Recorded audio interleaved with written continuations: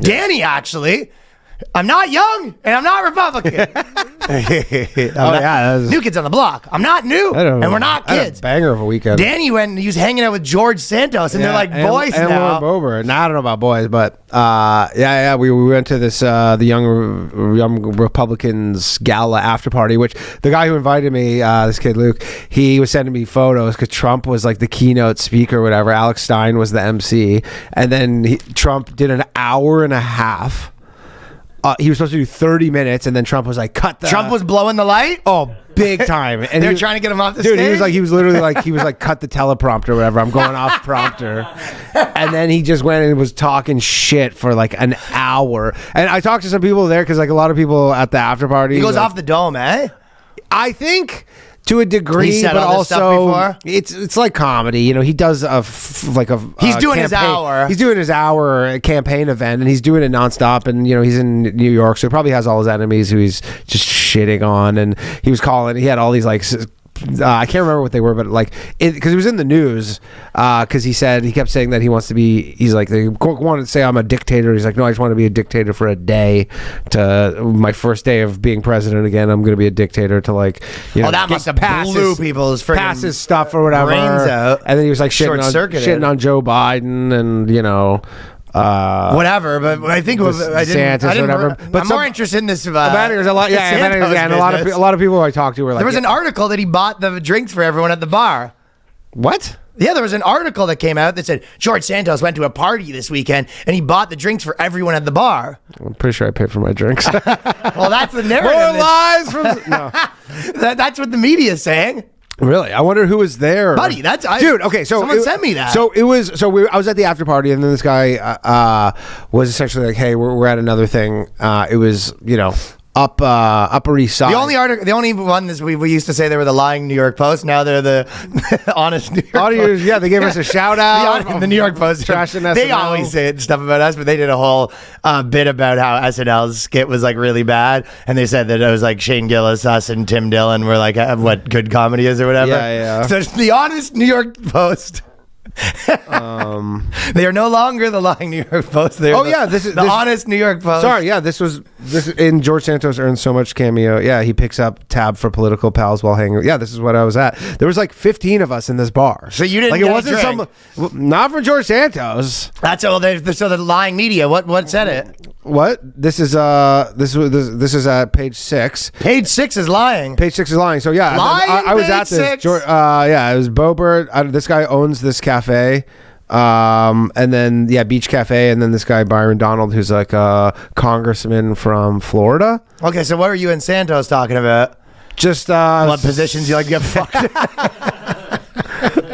I don't know. We're just like shooting the shit. I was trying to get him on the podcast. What kind of drag? Trying to get him on the podcast, and he's just like, yeah. He's like, I'll do your podcast. But he kept saying his whole thing is he's like, you know, I got so many cameos to get through. That was his big thing. He's like, I got so many cameos to get through. He's like, I have a backlog of 700 cameos or something. He's like, I did like so many. He sort of brushed you off because he sent you to his podcast guy, and the guy quoted Danny 5G. Well, he said you. He said you do the. He's like, I'll do the podcast or whatever. And I have his number. Like I was texting him yesterday, and he goes, hey, like, you do dick pics back and forth. Yeah. And then he goes, can you go through my my podcast booker, because he's really in demand right now. And then the podcast booker texted me this morning. He's like, yeah, so he'll do it. It's $5,000, 2 hours. But Santos makes money. The one thing about America, all he's talking about was the cameos. Yeah, I was kind of thinking about this with America is if you get like really famous for something bad, like if you become like this huge news story, you always get rich at the end of that fucking rainbow. Yeah.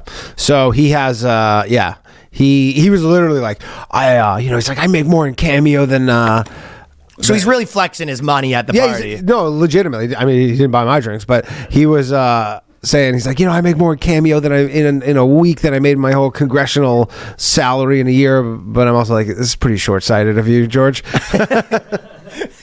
Also, the salary for Congress people is not where they make their money either. I don't know, little fucking inside baseball here, but that's not how the Congress people make their money either. What's a Congress salary? I think it's like probably close to 150 G's. Okay, but that's not how they make their money. They make their money. Not bad. They make their money, doing speeches for big oil. Yeah, exactly. We'll become lobbyists once they quit or whatever. But we were out to like 4:30 in the morning, and then he was on some news show at like 9 in the morning. Did he say like, oh no, you just get this place back to my place, and then maybe you slips a little something in your drink? No. Whatever happened. No. Whatever happens. And Lauren Boebert was ripping around. It was a weird. Did you talk to her? Yeah, I talked to her a bunch. Yeah. What did she? Because I did a podcast with her with Gino. Oh right, you guys would know each other. So yeah, so I was like, hey, would you have a threesome with Boebert and Santos? You and Santos plowing Boebert, but Santos isn't allowed to touch you. Yeah, he's crying the whole time. He's like, it's so yucky, but he paid my fee. I have to do it. A fee is a fee. That does seem like not out of the ordinary. That is, the manager would be like, he'll do your podcast next for $50K, jacks you off.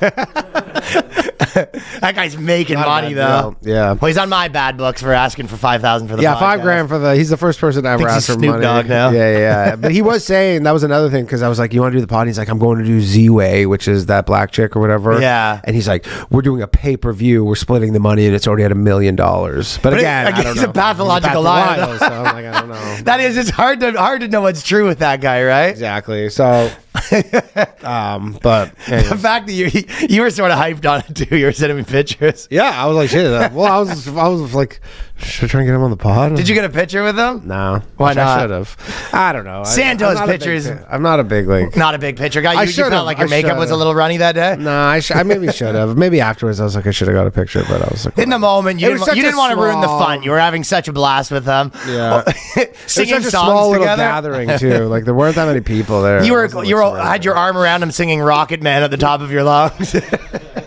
Yeah. Singing the Irish jigs. There was actually something where I tried to make some joke and then he thought I was gay. He goes, "Are you gay?"